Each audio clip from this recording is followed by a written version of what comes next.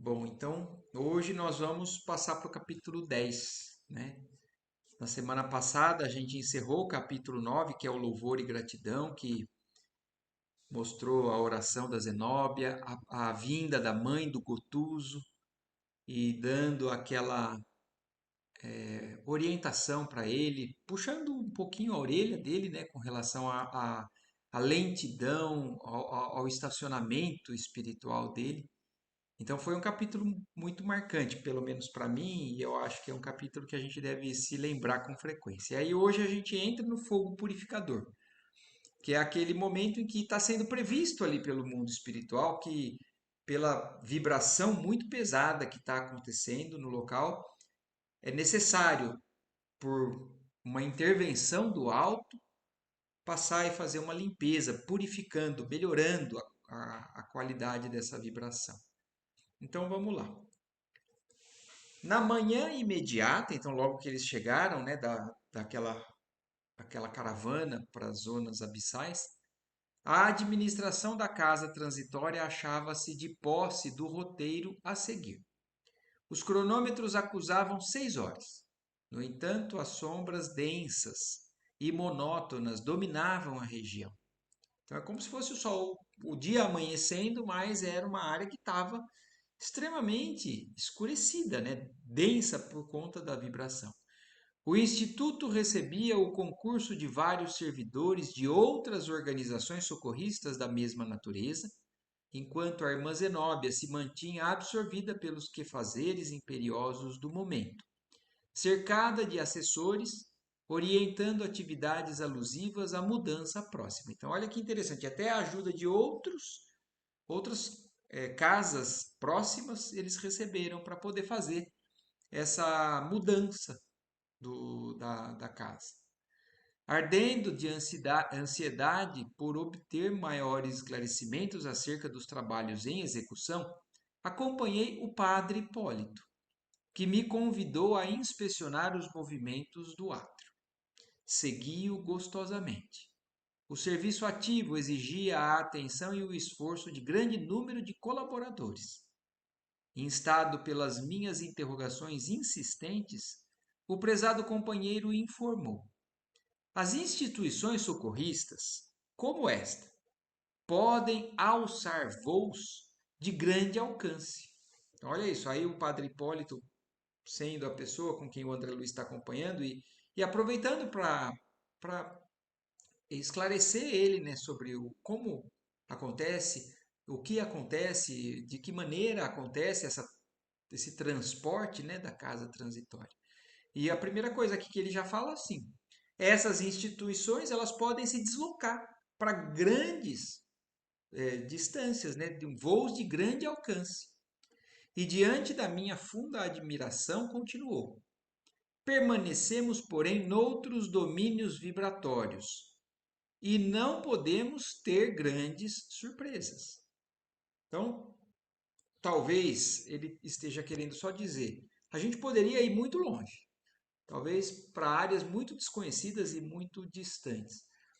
Mas é uma vibração de toda a região onde eles trabalham, com uma série de perigos, de riscos, de coisas que não valem a pena talvez arriscar demais. Então, uma viagem mais distante, mais longa, envolve, né, um planejamento diferente. E aí, o padre está falando, não podemos ter grandes surpresas. Então, talvez nós vamos fazer o seguro, a viagem mais segura, talvez o mais próximo, desde que tenhamos já alcançado o local necessário, para fugir dessa área onde teriam essa passagem, né, do fogo purificador.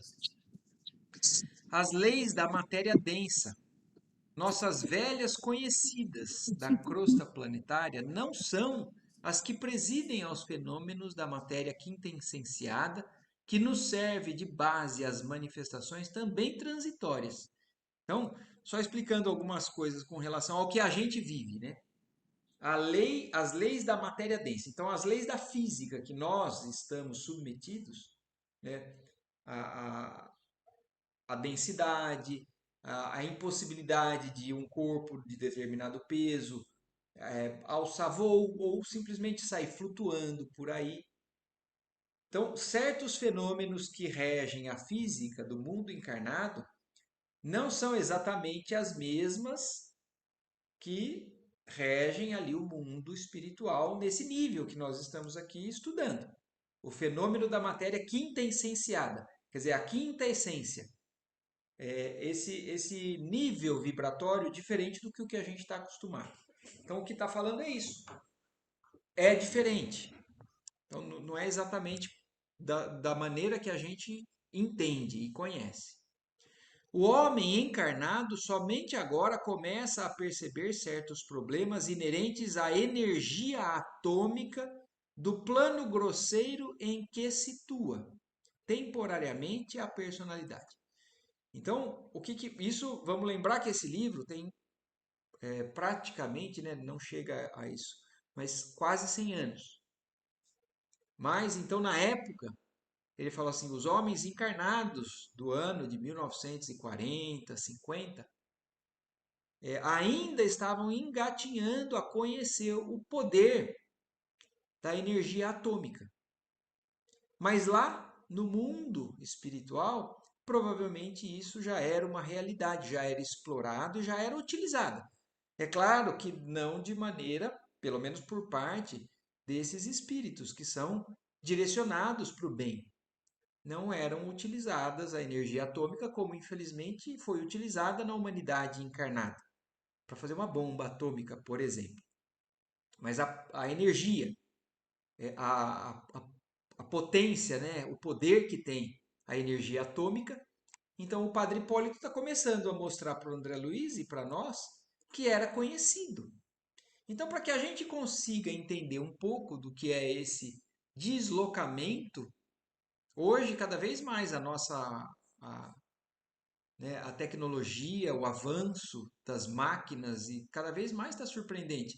A propulsão, como que isso é usado para veículos de todas as formas, né, poder deslocar algo no ar ou então são coisas que antes a gente não tinha, hoje está tendo, mas no mundo espiritual ali eles já tinham acesso. Como você não ignora, as descargas elétricas do átomo etérico em nossa esfera de ação fornecem ensejo a realizações quase inconcebíveis à mente humana. Então, olha isso. É uma energia elétrica que ainda naquela época o mundo encarnado, para o mundo encarnado era inconcebível. Talvez ainda para nós não entendamos exatamente o que acontece, né? Como é que eles vão deslocar uma colônia inteira para outra região? Mas é o que ele está explicando. São conhecimentos da domínio da parte física, inclusive, que como ele falou no começo, não são, não obedecem às mesmas leis aqui da matéria mais densa, que é onde a gente habita, que para nós, então, por isso é difícil às vezes de entender. Mas é possível ali no mundo espiritual. Nos círculos carnais, em favor da solução dos nossos enigmas evolutivos ou redentores, somos francos prisioneiros do campo sensorial que se comunicam com a vida infinita pelas estreitas janelas dos cinco sentidos. Então, a nossa capacidade de perceber tudo é limitada. Apesar de para a gente isso parecer já fantástico, o que eles vão falar ou contar para a gente hoje nesse livro, porque isso é inclusive fonte de esclarecimento para que o Espiritismo traz, com relação à nossa limitação. Nós sabemos que nós temos cinco sentidos, né? Então, a visão, a audição, o olfato, o tato, o paladar. Então, são através desses cinco sentidos que a gente percebe o nosso mundo. Então, a gente vê, sente, ouve, palpa. Mas olha o Padre Hipólito está contando. Isso é uma prisão. Nós só conseguimos perceber o que está dentro desses cinco sentidos. Por que a gente não percebe o mundo espiritual? Porque falta sentido para a gente. Um sentido que talvez para alguém que tenha mediunidade é acrescentado. E isso é só nesse ponto? Não, é muito além. Vamos continuar para a gente ir entendendo. Mas o que o Padre Hipólito está falando é assim, ó. Somos francos prisioneiros do campo sensorial que se comunicam com a vida infinita através da estreita janela dos cinco sentidos. Não obstante o progresso da investigação científica entre as criaturas terrenas, o homem comum apenas conhece, por enquanto, uma oitava parte do plano onde passa a existência. Olha essa informação. Olha que é um dado matemático. É um número, né, que é possível a gente então ter uma noção do quanto a gente é limitado. Os cinco sentidos que a gente acha que a gente consegue ver tudo, ouvir tudo, daquele que tem de posse, né, de saúde em todos esses órgãos sensoriais, mas mesmo a gente tendo isso a nosso favor, a gente está com um oitavo do que é possível, do que existe. Então, é muito pouco. Então, imagina, tem 7/8 de coisa acontecendo ao nosso redor que a gente não toma conhecimento. Por quê? Porque a gente foi colocado nessa situação por alguma razão. Deus é perfeição, sabedoria suprema, bondade suprema. Então, isso não é para nosso prejuízo. Mas nós somos limitados e existe muito além. E é isso que nós estamos estudando aqui, né? Mas aí segue falando aqui o padre para o André Luiz. A vidência e a audição, as duas portas que lhe podem dilatar a pesquisa intelectual, permanecem excessivamente limitadas. Olha isso. O que a gente vê e o que a gente ouve, principalmente, né? Porque é através disso que a gente percebe mais. O olfato, o tato é coisas mais próximas, né? O paladar ainda mais limitado, porque é só o que a gente ingere. Mas mesmo no campo mais amplo, que é a visão que alcança a distância, e a audição também pega ondas, assim, é excessivamente limitado o que o padre está falando. Vejamos, por exemplo, a luz solar, que condensa as cores básicas suscetíveis de serem assinaladas pelo nosso olho quando na Terra. Percebemos tão somente as cores que vão do vermelho ao violeta. Então, nós sabemos, inclusive, Lela, eu não sei se é. Oi, desculpa, Não, bati tranquilo, sem eu querer, queria só desculpa. tirar dúvida se estava precisando de alguma coisa. Mas olha que interessante. Nós sabemos, né? A própria ciência sabe que o olho humano não enxerga alguns espectros. Então, o infravermelho, a audição, a mesma coisa. Já se sabe que tem uma faixa aonde a nossa audição é capaz de perceber. O que está abaixo dessa faixa a gente não percebe, o que está acima dessa faixa a gente também não percebe. E é agora o que o Padre Hipólito está mostrando para o André Luiz. Existe. Não é porque a gente não enxerga e não ouve que não existe esse som ou essa luz. Mas agora ele está falando, o olho humano só enxerga as cores que vão do vermelho ao violeta, salientando-se que a maioria das pessoas nada enxerga além das últimas cinco. Olha isso, além de tudo isso.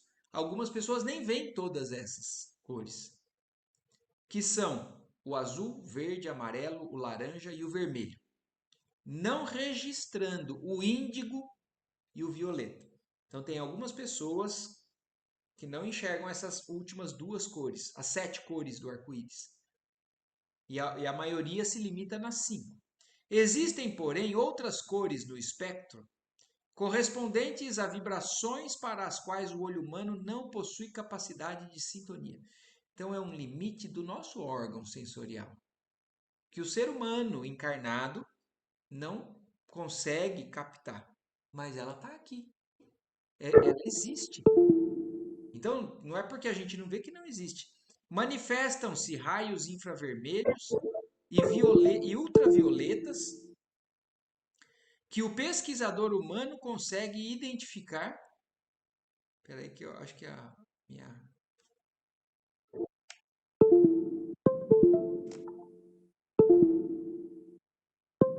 Ó, manifestam-se raios infravermelhos e ultravioletas, quer dizer, abaixo do vermelho e acima do violeta, que o pesquisador humano consegue identificar imperfeitamente, mas que não pode ver.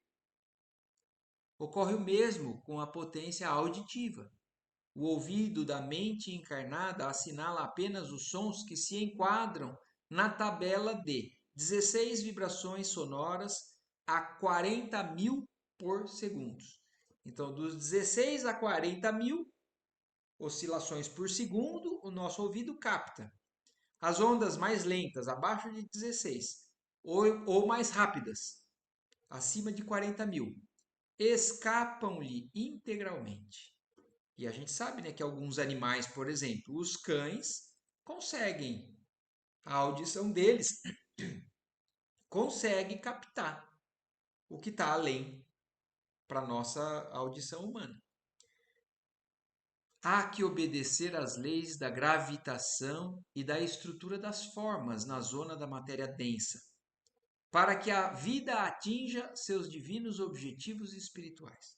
Então, aqui só complementando, que apesar dessa limitação, isso faz parte do plano divino, isso faz parte da necessidade da nossa experiência encarnada. Então, para que nós atinjamos os objetivos de crescimento, de aprendizado, de lidar com certas coisas, a gente está aqui dentro com tudo isso limitado, como eles estão falando. O ex-sacerdote fez breve parada, sorriu afavelmente e acentuou: os movimentos de trabalho em nossa esfera de luta, portanto, não podem ser vistos com a mesma deficiência de exame que antigamente nos presidia as observações. A matéria e as leis em nosso plano, então agora ali no mundo espiritual, mesmo que seja no umbral, ali naquela zona mais densa, mas permanecem bastante diferenciadas. Então é diferente do que o que a gente está acostumado aqui no mundo encarnado. Embora emanem da mesma origem divina. Então, olha isso, embora seja tudo do mesmo Criador, são diferentes. Então, e a gente consegue entender isso, né, agora, porque já fica claro que existe esse mundo paralelo, esse mundo que está acontecendo aqui, que alguns percebem, outros não, mas que esses que são os intermediários, os médiums, são aqueles que têm condições de pegar informações desse mundo e trazer para nós. Então, eles conseguem um pouco entrar dentro dessas leis ali. Mas são leis diferenciadas, mas todos de origem divina. As considerações eram sumamente interessantes para mim em tal conjuntura, apesar de já não ser leigo no conhecimento da aplicação da energia elétrica na colônia espiritual em que mantinha residência. Quer dizer, o André Luiz falou assim, apesar de não ser totalmente novidade, porque lá no nosso lar o André já tinha tomado conhecimento de que a energia elétrica é utilizada também. Em outros locais ele viu já a utilização de energia elétrica para afastar, para criar zonas de bloqueio e tudo mais. Mas é que ele vai ver algo além dessa vez e o padre Hipólito então está explicando para ele e para nós. As palavras de Hipólito tinham a virtude de aliviar-me o cérebro atulhado ainda de reminiscências viciosas da crosta. Então ele falou isso antes para o André Luiz, para que ele desbloqueasse o conceito acostumado que a gente tem de se limitar ao que a gente está entendendo, o que a gente entende. Então ele está pedindo, amplie o seu conhecimento, fuja das leis da física no mundo material encarnado, porque aqui é algo além. O estimado amigo, não obstante reconhecer a leveza da substância etérica em comparação com os fluidos grosseiros que constituem os corpos terrenos, chamou-me a atenção para o esforço hercúleo dos trabalhadores que articulavam diversos serviços atinentes à próxima modificação. Então, porque aqui o que está dando, ficando claro para a gente, né? Para que a gente entenda que não é igual o mundo encarnado, mas para que a gente se lembre que não é totalmente abstrato, como talvez em algum momento da nossa vida a gente achava que fosse. O mundo espiritual não é desmaterializado. Sem matéria, é cada vez a gente vai vivenciar ou entender isso nos mundos cada vez mais espiritualizados, menos densos. Mas ali, apesar da diferença ser grande, existe matéria e isso requer um esforço grande por parte desses trabalhadores. E é o que ele está falando. Existe um esforço hercúleo dos trabalhadores para fazer esse movimento ali no mundo espiritual. Então não é simplesmente a força do pensamento. Existe em algum nível, alguma densidade de matéria lá que também exige energia para ser deslocada, para ser trabalhada. A tarefa exigia decisão e boa vontade, assombrando o ânimo mais forte. A utilização de recursos ali naquela casa de benemerência, insulada em tão escura paisagem, custava inauditos sacrifícios. Então, isso está muito claro para a gente aqui, né, nesse trecho desse livro. Que não é simplesmente por um passe de mágica, vamos nos mudar. E aí você desaparece aqui e aparece lá. Custa energia, custa esforço também por parte deles. Então o trabalho continua sendo árduo do lado de lá, até nesse sentido. Não é só o movimento constante, a atuação constante, mas exige energia. A densidade da região influía inequivocamente nos serviços e os colaboradores despendiam atividades de gigantescas proporções. Todo o pessoal disponível fora convocado ao trabalho dos motores. Olha que interessante. Então, algum tipo de motor, de propulsor existia. E um grande número de trabalhadores era convocado para isso. Quando me entregava a transportes admirativos diante da maquinaria complexa. Indescritível na técnica humana, a irmã Zenóbia, através de Jerônimo, nos pediu colaboração nas defesas magnéticas. Então, olha isso, se uns estavam começando a fazer o movimento para ligar o motor, vamos falar assim, né? Para trabalhar com o que iria fazer o deslocamento da colônia, a irmã Zenóbia pediu para o Jerônimo e o André Luiz ir trabalhar nas defesas, porque vocês se lembram que é uma área de perigo. Se vai acontecer essa passagem desse fogo purificador, aquele bando que eles viram lá vão tentar se aproximar, invadir a casa, vão tentar se salvar, sair dessa atividade que talvez cause dor, sofrimento para eles. Então, existem os trabalhadores que ficam na defesa dessa colônia espiritual. Então, nos pediu colaboração nas defesas magnéticas, em vista da necessidade de empregar maior número de cooperadores na preparação ativa do voo. Então, olha isso, como ela vai requisitar outros para ajudar no movimento, o Jerônimo e o André poderiam ir para essa outra função que talvez fosse menos especializada. Não tínhamos tempo a perder. Lembrando, só vou fazer um parênteses aqui, lembrando que quando eles saíram do umbral ali, do abismo, eles tentaram ajudar, não conseguiram, aparentemente, sucesso, a Zenóbia esclareceu isso, né? Eles tiveram sucesso do plantio da semente, mas ela deixou claro, para aqueles que tiverem o sincero desejo de sair dessa situação, até amanhã cedo nós estaremos aqui para acolher. Então, ainda se espera que nessa manhã, onde eles vão partir, que cheguem algumas almas sofredoras que eles consigam ainda acolher.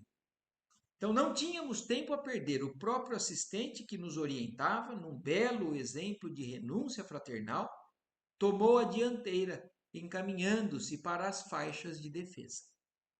Não eram essas altas e verticais como as muralhas das fortificações terrestres. Então, olha agora o que o André Luiz está descrevendo para a gente. Quando a gente imagina um, um limite, né, onde existe uma, uma barreira de defesa material, a gente imagina um muro, algo alto, né? Quanto mais a gente quer proteção, mais alto é o muro, geralmente, né?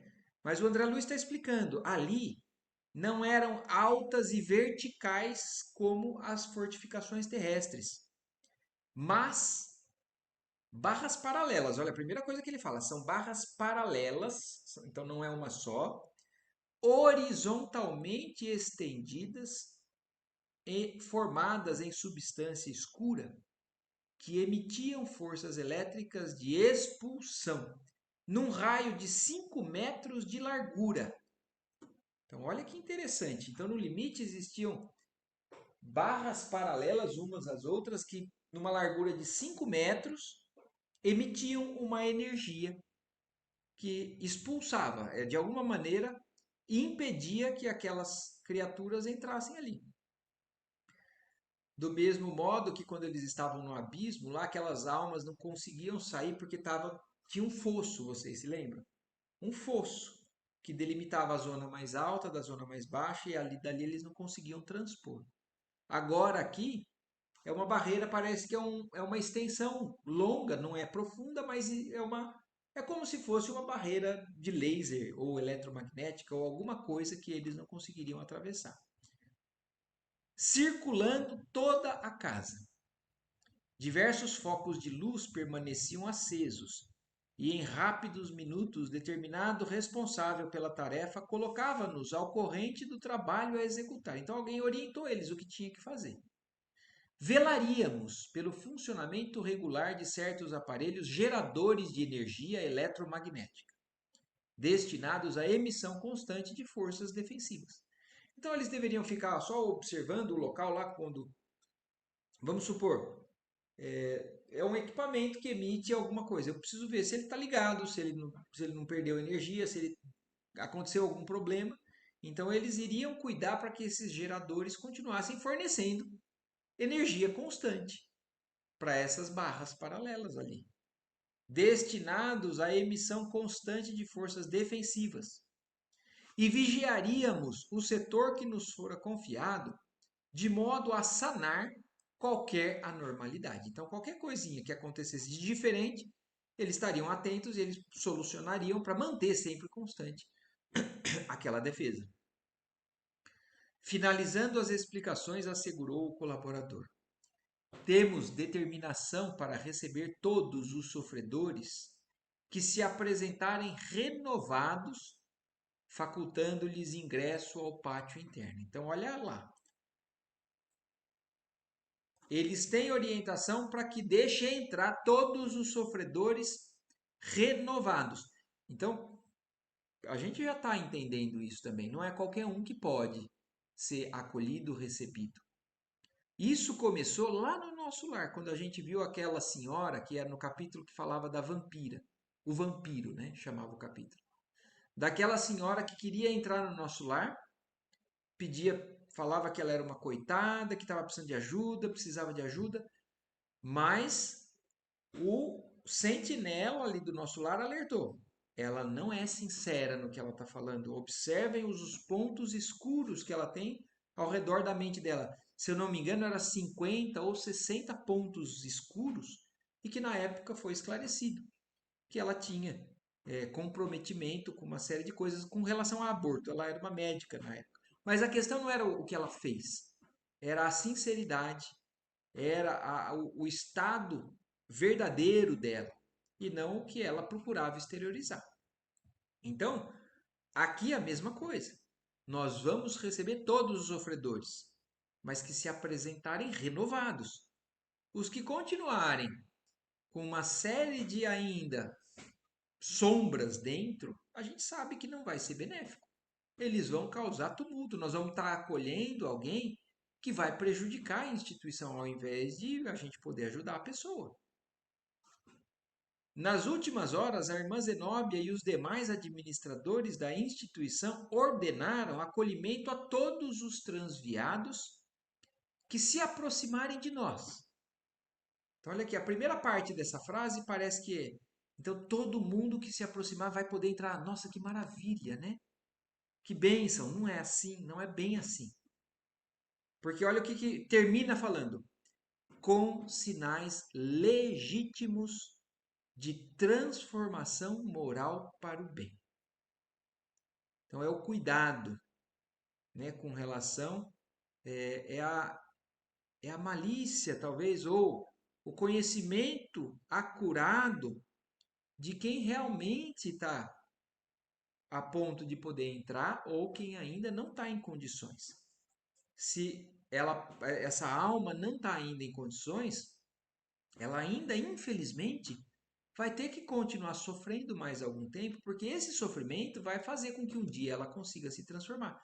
Mas só aqueles com legítimos sinais de transformação moral para o bem é que vão poder entrar na casa transitória de Fabiana. Certo Jerônimo estaria informado quanto às providências necessárias. Entretanto, dentro de minha ignorância, não contive a interrogação. Quer dizer, o André Luiz, ouvindo aquilo, ficou curioso, mas apesar do Jerônimo saber do que se tratava, do que se tratavam essas orientações, o André Luiz, com dúvida, pergunta: mas como nos asseguraremos, porém, da renovação a que alude? Porque uma dúvida nossa. Como é que eu vou saber se a pessoa está me enganando ou não com relação à verdadeira intenção dela, para eu poder ajudar ela ou não? Porque assim, ó, é um dos mandamentos mais difíceis, né, com relação ao que o Cristo nos passou, né? Ser bom e justo ao mesmo tempo. Quer dizer, não condenar, amar, querer ajudar, mas ao mesmo tempo saber aonde é o limite do adequado ou do prejuízo, até para a instituição. E o André Luiz, com essa dúvida, falou assim: eu talvez não tenha essa capacidade. Como é que eu vou saber? Como é que eu posso garantir? Se no caso, por exemplo, daquela do vampiro lá no nosso lar, ele e até, se vocês se lembram, a Narcisa que estava com ele ali, por ela também queria pôr para dentro. O André Luiz e ela estavam sendo enganados. Mas o Paulo, o sentinela, ele falou: não, observem mais atentamente e vocês vão ver. Mas o André Luiz agora querendo saber como é que eu vou poder ajudar se eu não tenho essa certeza. O prestimoso assistente não permitiu que o interpelado me respondesse. Adiantou-se, ele mesmo e informou, quer dizer, ele perguntou, o próprio Jerônimo resolveu esclarecer o André Luiz.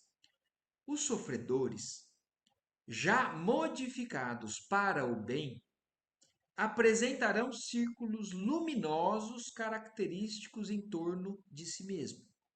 Logo que estejam onde estiverem, concentrem suas forças mentais no esforço pela própria retificação. Então, olha que interessante. Eles vão observar esses círculos luminosos que são sinais que garantem. Mas e nós, os encarnados? A gente tem como saber qual é a verdadeira intenção de alguém que a gente está conversando, lidando? A gente não tem. A gente não tem esse desenvolvimento. E é por isso, e é esse o nosso esforço. E é isso que a gente está adquirindo cada vez mais aqui. Instrução do que é o bem, do que é a justiça, alinhadas com Jesus, com Deus, não a nossa justiça, não o nosso amor, o amor apaixonado ou a justiça vingativa, como a mãe do Gotuso falou para ele no capítulo passado. Falou assim, até agora, o nosso amor, ele é cheio de paixão desequilibrada e a nossa justiça é cheia de vingança, de ódio. Então, a gente está cada vez mais tentando aprender e burilar o nosso sentimento e o nosso conhecimento para que a gente vá conseguindo adquirir sensibilidade para ou através da intuição, da nossa elevação, procurar tomar uma decisão com relação a uma pessoa que a gente esteja tentando ajudar, ou até a tentar identificar nós mesmos. Será que eu estou sendo sincero naquilo que eu estou pedindo, propondo, querendo, insistindo, que eu estou fazendo para alguém? Então, tudo isso para nós, os encarnados, é campo de luta para desenvolvimento. Mas agora, ali no local onde eles estão, Jerônimo falou: nós vamos ver a diferença através desses círculos luminosos e, portanto, nós não vamos nos enganar. Então, isso é outra coisa para a gente pensar agora. Olha, os espíritos conhecem as nossas verdadeiras intenções. Os espíritos mais elevados conhecem no íntimo, mesmo que às vezes a gente mesmo não conheça. Mas eles sabem se aquilo que a gente está pedindo é algo digno de ser atendido ou algo que tem que ser esperado para que seja trabalhado melhor. Isso deixa muito claro aqui. Eles ali, os trabalhadores do mundo espiritual mais elevados, mais desenvolvidos no trabalho e no bem, eles têm condições de identificar qual espírito está realmente direcionado com intenção sincera, na moral mais desenvolvida, ou qual ainda está ocultando alguma coisa, né? Então, aí ele segue falando, os outros, aqueles que a gente identificar, têm esses halos luminosos. Os outros, os impenitentes e mentirosos sistemáticos, ainda que pronunciem comovedoras palavras, permanecerão confinados nas nuvens de treva que lhes cercam a mente endurecida no crime. Então, olha isso, no mundo espiritual não existe enganação nesse sentido.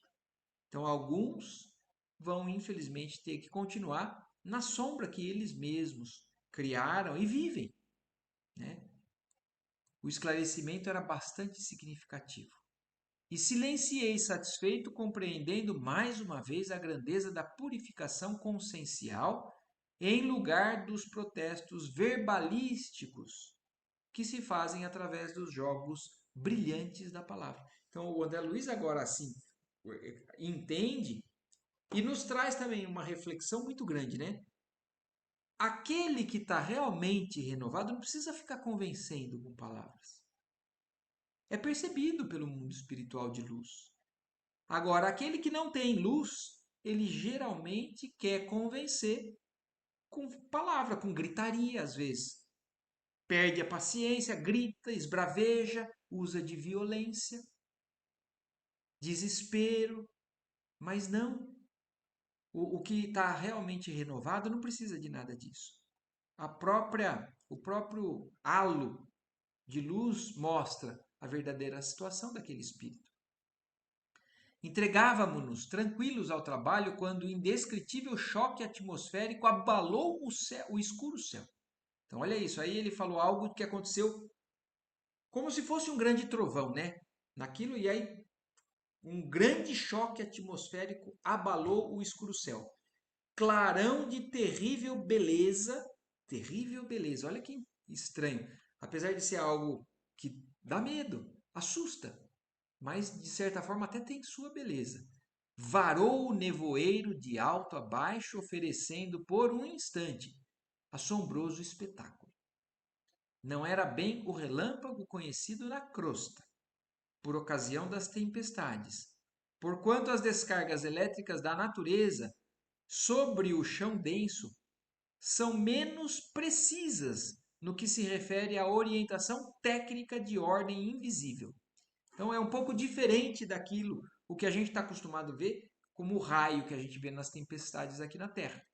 Ali existe uma orientação diferente.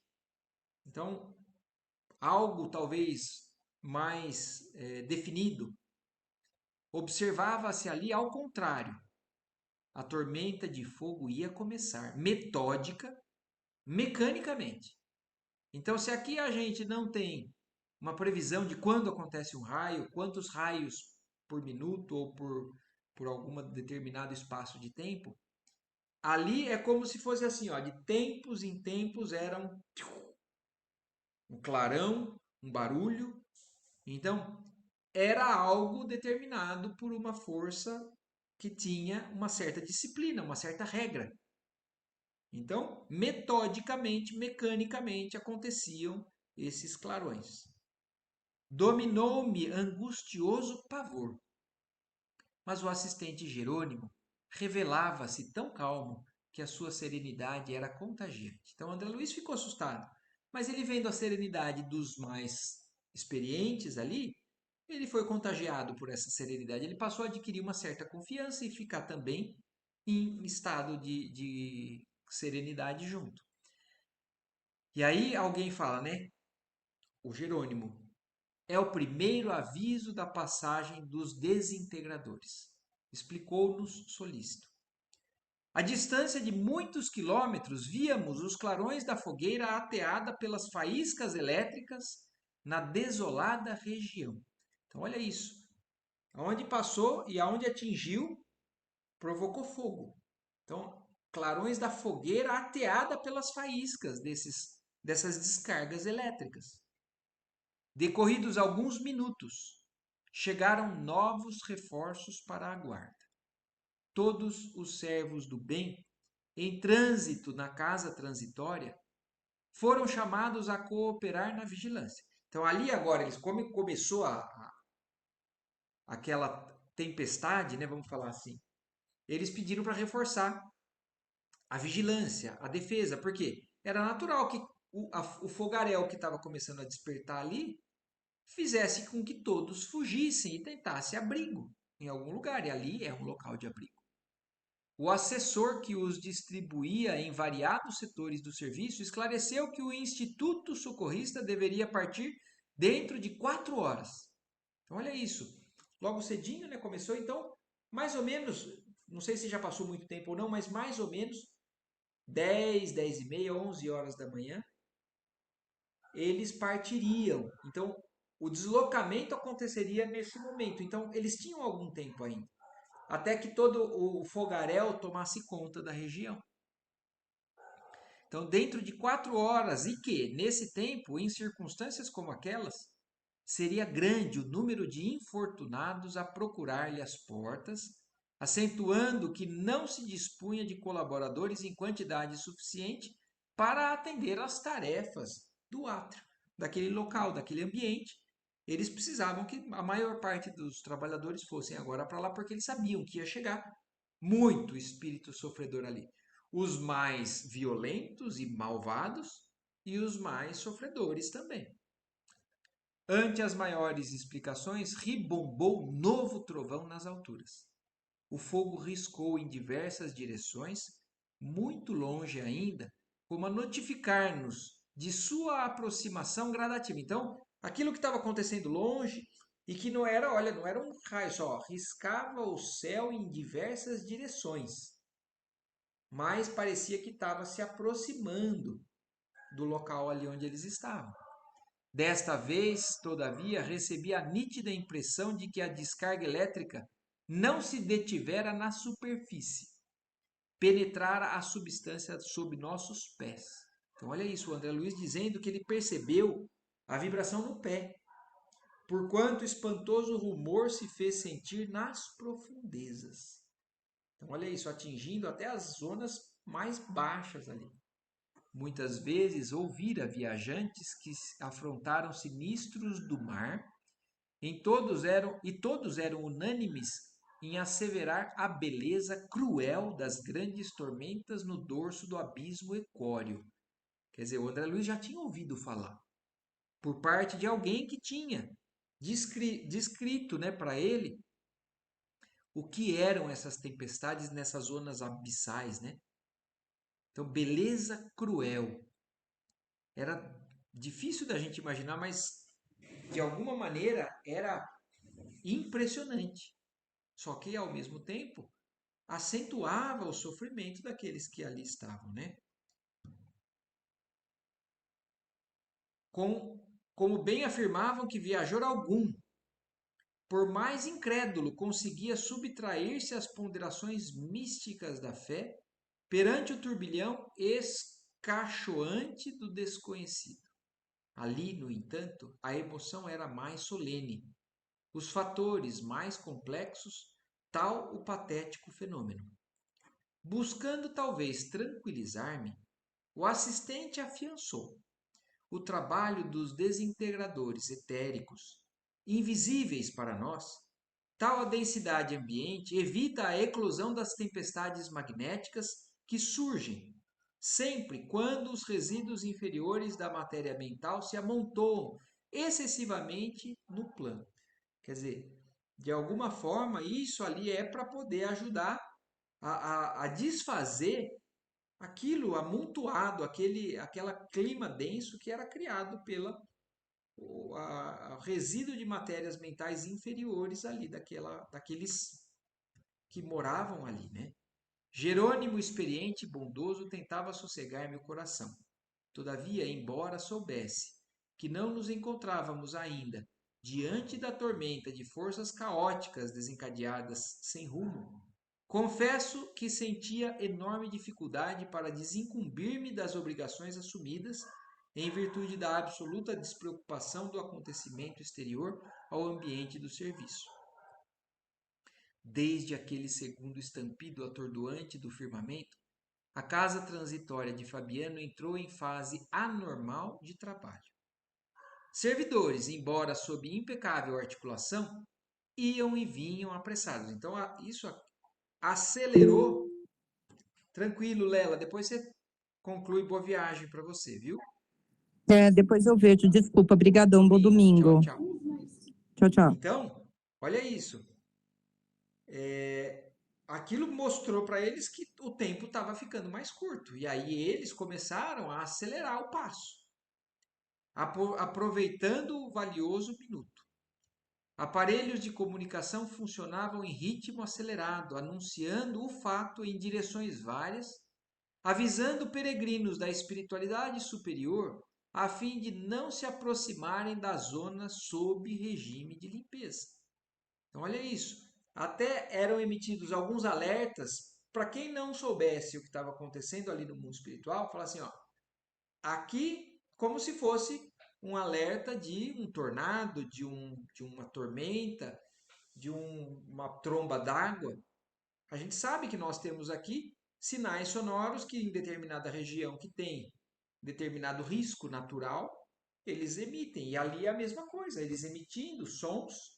Então era um quadro parecido com uma catástrofe que acontece aqui.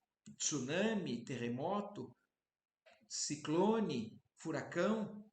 E aquilo estava a correria, mas por parte deles, uma correria extremamente controlada, como eles falam, mas eles estavam acelerados no passo e barulho avisando para todos que tivessem ali para que não fossem nesse local, para que saíssem de perto desse local. 3/4 dos colaboradores efetivos de Zenóbia cuidavam das providências alusivas ao voo próximo ou organizavam acomodações para os necessitados que chegariam em bando. Então, olha isso, 3/4 dos colaboradores estavam se preparando para isso e para acomodar quem pudesse ser colocado ali para dentro. Com efeito, justificavam-se as medidas, porque ouvíamos agora ensurdecedora algazarra de multidões que se aproximavam. Sucederam-se outros ribombos ameaçadores, despejando fogo na superfície e energias revolventes no interior do solo que pisávamos. Ondas maciças de sofredores aterrados começaram a alcançar as defesas.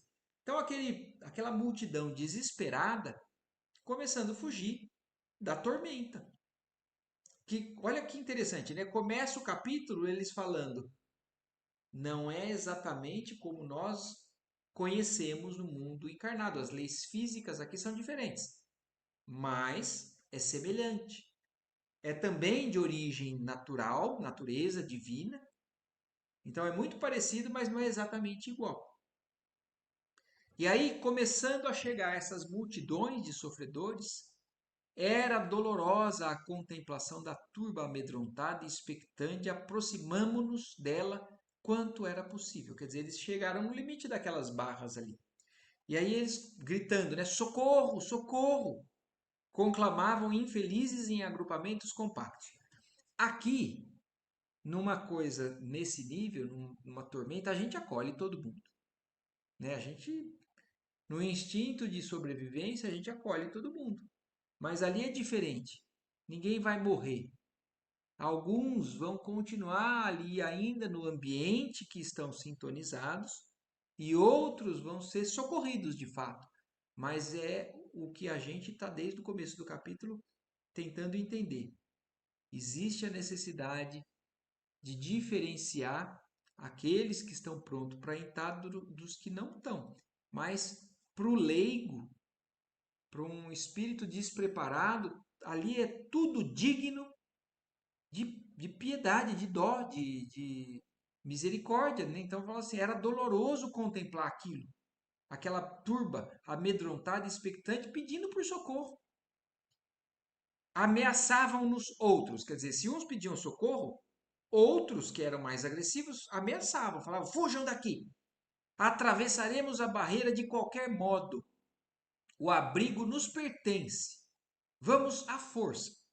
Então a gente pode comparar isso realmente a uma multidão de malfeitores tentando entrar num ambiente protegido, que não queira ser prejudicado por esses malfeitores. E esses malfeitores declarados falando: nós vamos entrar à força. E não se limitavam às palavras. Avançavam em massa sobre as faixas horizontais para recuarem espavoridos. Quer dizer, se eles tentavam, a defesa era eficiente.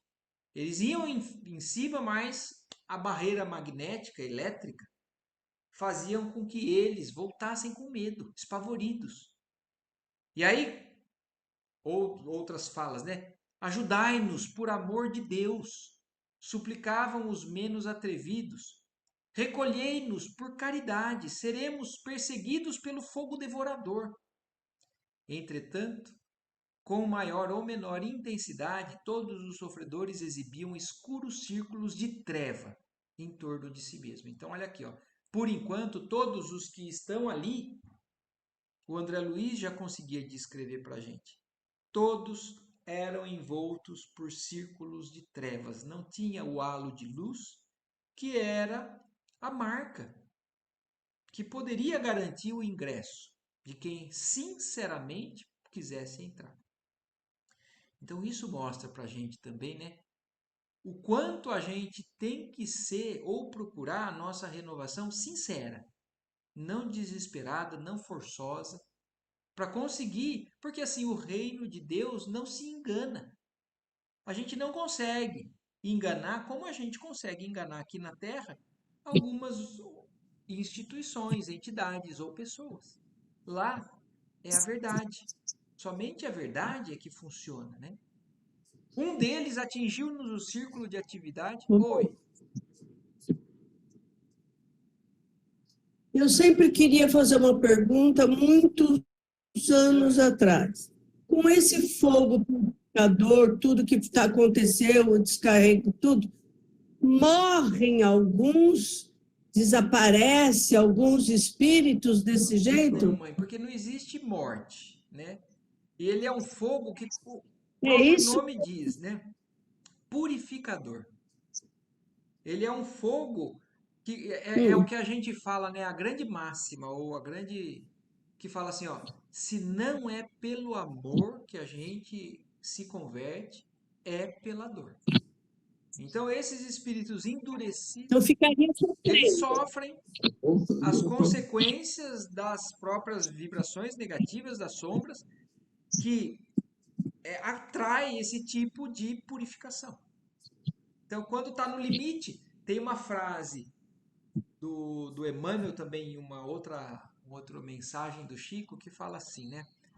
Tudo que a gente está sendo submetido é para nosso ensinamento, é para o nosso burilamento, né? Para o nosso aprendizado. Só que às vezes a gente é difícil. A gente não tem flexibilidade e é endurecido. E aí, então, para alguns espíritos, um toque sutil de conselho ou uma situação faz com que aquele espírito acorde e se movimente num caminho diferente. Mas para alguns espíritos isso não, eles são mais endurecidos. E o Emmanuel, a frase de Emmanuel fala assim, né? Para a gazela, o simples canto de um pássaro é suficiente para ela acordar e sair. Agora, para a dureza de uma rocha, só o estouro de uma dinamite às vezes faz com que ela se Verdade. quebre. Então, isso não é punição, não é, para morrer, porque não tem como morrer. Quando a gente leu o Nosso Lar, ou se eu não me engano, foi no segundo livro, que tinha também aquela barreira de defesa naquela casa lá. Eu acho que foi naquela casa do umbral ali, que a Ismália e o Vicente, não É. tenho certeza. Mas falava que a defesa deles eram dardos elétricos que faziam com que aqueles espíritos tivessem a sensação de morte. Então eles caíam e Exatamente. parecia que estavam mortos. Mas não existe morte, o espírito não morre. Quem morre é a matéria. Então o que pode acontecer é acentuar o sofrimento deles para ver se eles conseguem despertar ou fazer um movimento contrário do que estavam feito até então. Mas espírito, todos nós, cada um de nós, é único. A gente não vai ser desintegrado, né? Então, esses espíritos somente são muito endurecidos. E aí, esse fogo, ele não é um fogo que desaparece ou elimina esse espírito, é um fogo purificador. Ele vai, de alguma maneira... E aí, o que fala do fogo do inferno? O que é o fogo do inferno? E o que o fogo faz aqui na nossa vida encarnada também? Ele transforma um É. elemento em outro. O elemento químico deixa de existir? Não deixa. O fogo só consome aquilo, desestrutura aquilo, faz aquilo virar outra coisa. Então, vamos supor, o fogo que pega numa mata, ele desintegra aquilo que está seco, vira composto que volta para o solo e volta a brotar em outra planta. Então, é um fogo que transforma, purifica. Inclusive, Inclusive, o que você... mas inclusive se esses que são os piores, vamos dizer, o fogo afastaria deles dali. Eles iriam dar uma fugida até. Depois, eles continuam daquele jeito, eles vão continuar manipulando para quem querem, até eles conseguirem chegar na purificação. Até se cansarem Total. disso. Porque o que se diz é É. justamente isso. O caminho para cima é constantemente, cada vez mais magnífico. De beleza, de alegria, de felicidade, de bem-estar, de paz. O caminho para baixo pode ser uma escolha, mas é insustentável, porque ninguém aguenta ficar nessa desarmonia para sempre. Então, mesmo os mais endurecidos, uma hora vão se cansar. Vamos supor, talvez tenha um espírito que passe por esse fogo mais de uma vez, muitas vezes talvez, por dificuldade, por teimosia, por endurecimento. Mas chega uma hora que ele conhece já tanto essa repetição desse sofrimento que ele tem desejo de algo diferente, algo melhor. E aí é quando acontece uma transformação sincera, que faz com que aqueles espíritos realmente desejem sair daquilo e buscar algo melhor. Então é assim que eu entendo. Eu não tenho... Hã? Pergunta, Paulo. É que nem você prestar numa escola. Chega no fim do ano, você tem as provas. Aqueles que forem bem, passa de ano, vai para outra coisa. Quem não foi bem, retorna. É a mesma coisa e o espírito. Aqueles que estão realmente necessitados e com a mente voltada para o bem, eles passam para o ano seguinte, vão para outra fase. Os que não, retornam até aprender. Ficam no mesmo estágio até conseguir avançar. A única diferença, pai, com relação a essa comparação que você fez, que eu acho que é exatamente isso. Mas a única diferença é que aqui a gente é capaz de enganar numa prova, a gente é capaz de colar, enganar conhecimento. Sim. A gente é capaz de um professor, Claro. por proteção, querer passar um aluno e ele não merecer. No mundo espiritual é exatamente o que a gente viu até agora. Claro. Ou a alma é verdadeiramente transformada, ou não tem como enganar o mundo espiritual, não tem como a gente enganar nós mesmos, e aí a gente continua por conta de estar na vibração daquele nível. Então a gente não passa de ano, não passa Sim. de estágio, porque a gente realmente não mudou o padrão vibratório. E aí agora ia entrar justamente no caso de um desses que chegaram ali na beira, porque o André Luiz agora vai contar, que era justamente esse espírito que quase desequilibrou ele ali na beira do umbral, ali na beira do abismo. Aquele monstro, né, que foi descrito como se fosse um gigante, que começou a zombar, falou assim, acabou a discussão do padre, a pregação do padre, e que o André Luiz, vocês se lembram, que ele quase se desequilibrou, estava ficando revoltado. Ele vai falar agora, ó, um Exatamente. deles atingiu-nos o círculo de atividade e identifiquei-o. Não havia qualquer dúvida. Era o verdugo que me provocara tanta revolta íntima na véspera. Postou-se de joelhos, não muito longe de nós, e implorou: tende piedade de mim. As fogueiras ameaçam-me. Penitencio-me, penitencio-me. Fui pecador, mas espero contar com o vosso auxílio para reabilitar-me. As rogativas sensibilizariam qualquer cooperador menos avisado. Mas prevenidos quanto à senha luminosa, quer dizer, pelo teatro que ele estava fazendo, qualquer um falaria, entra. Mas como eles foram orientados, observe o halo luminoso ou não, notávamos que o pedinte se cercava de verdadeiro manto de trevas. Então, olha isso, não tem enganação. Dele se aproximou Luciana quanto pôde, fixou-o bem, fez significativo gesto e exclamou espantada, embora discreta. A Luciana, que tinha uma clarividência maior, ela viu algo além, né? E aí ela falou espantada: ó, como é horrível a atividade mental desse pobre irmão. Olha isso. Até para quem tem mais sensibilidade do lado de lá, enxerga muito além. Fala assim, que horrível, ele está fazendo algo que dá dó. Mas intimamente é de dar medo. Vence-lhe no halo vital deploráveis lembranças e propósitos destruidores. Está amedrontado, mas não convertido. Pretende alcançar a nossa margem de trabalho para se apropriar dos benefícios divinos sem maior consideração. A aura dele é demasiadamente expressiva. Então, olha isso. Ele está fazendo isso fingindo para entrar aqui, e aí sim ele vai mostrar as garras aí quando passar a linha da defesa.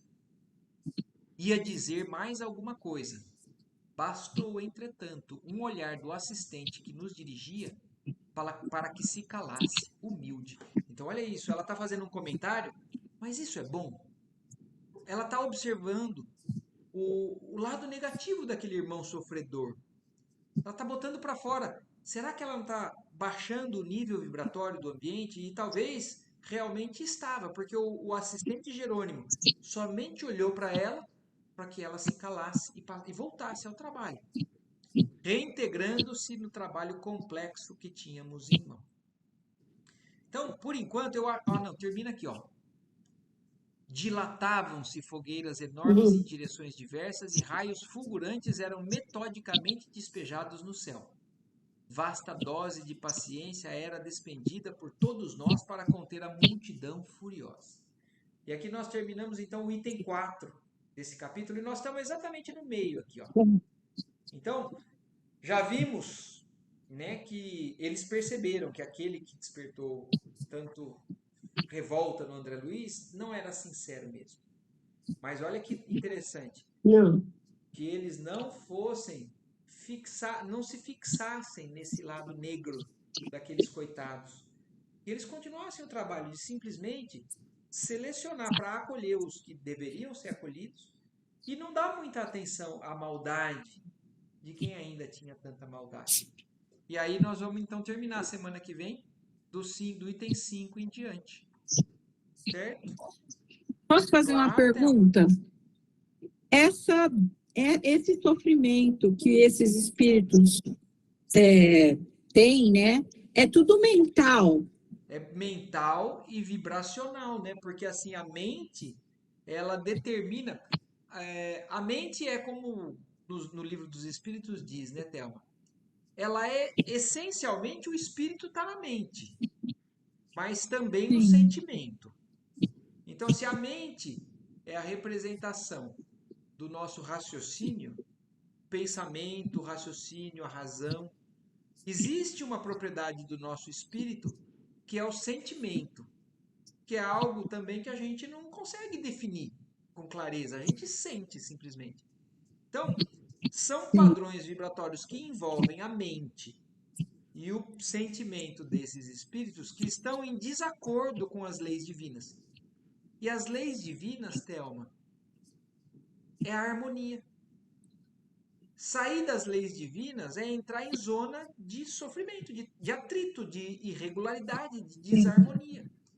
Então, quanto mais o espírito se revolta, mais ele foge dessa harmonia. Então, e o sofrimento nada mais é do que isso. Agora, eu acho que em níveis como o que a gente vive, da matéria, a matéria, ela é algo que é utilizado pela criação divina para talvez evidenciar ou para trazer mais rápido algo que a gente, porque a gente sente na matéria a dor. Por que a gente sente? Qual que é o sofrimento nosso encarnado? Às vezes não é só da mente, é de uma agulha que entra no corpo. Então a gente tem terminações nervosas que fazem com que a gente identifique aquilo está me prejudicando, eu sinto dor, eu fujo daquilo. Então a matéria, queira ou não, ela favorece a gente sentir mais intensamente esse desequilíbrio, essa desarmonia. O fogo, eu acho que ele vai fazer a mesma coisa com aqueles espíritos. Então, aí que é a minha pergunta, né? O fogo, ele não vai atingir exatamente como atingiria nós. Não desintegraria, né? Encarnados, que para nós o fogo é terrível, é a dor imensa, né? Prejudica a ponto de acabar com o corpo, né, Théo? Sim. Agora, qual seria esse efeito? Seria sobre esses espíritos, né? Qual seria esse efeito de medo? Eu acho que as sensações, esses espíritos mais materializados ainda têm, né, Théo? Então, ele tem a sensação de uma queimação eterna, que não para, que não cessa. Porque ele está muito ligado a essa vida que ele teve aqui ainda. Então, ele tem a sensação de queimar. Do mesmo jeito que várias vezes eles relatam, ele tem a sensação de frio, de fome, que são coisas atreladas. A mente dele está muito materializada.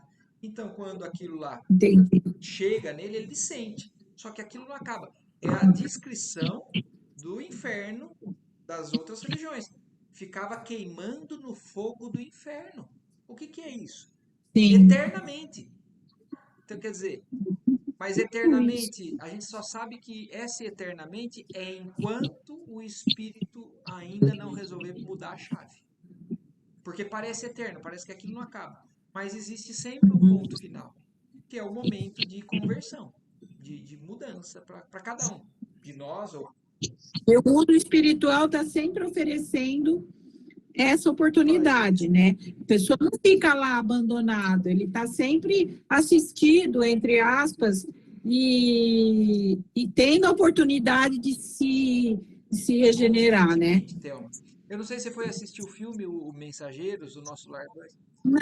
Não fui Assiste, vale ainda. a pena, Thelma. E mostra, inclusive, isso. O como que a assistência espiritual é constante. São os espíritos, somos nós que muitas vezes nos voltamos contra, mas na hora em que a gente resolve fazer a mudança, na hora, é o que aconteceu com o André Luiz no começo do Nosso Lar. A hora que ele teve Sim. uma oração sincera, no mesmo momento ele foi atendido. Então, existe. E aí nós vamos ver também na continuação desse capítulo. A gente está vendo até agora os que chegaram com halos negros, trevosos, constantemente. Mas aí já vão aparecer alguns que têm algum tipo já de renovação. E aí a gente. Certo? Mas foi muito bom, né? Certo. Muita coisa Foi esclarecendo aqui. Está Maravilha. sendo Maravilha Vou mesmo. agradecer então a Deus mais uma vez a oportunidade e uma ótima noite, uma ótima semana para todos. Amém para todos. Boa noite Adeus. para Boa todos. noite.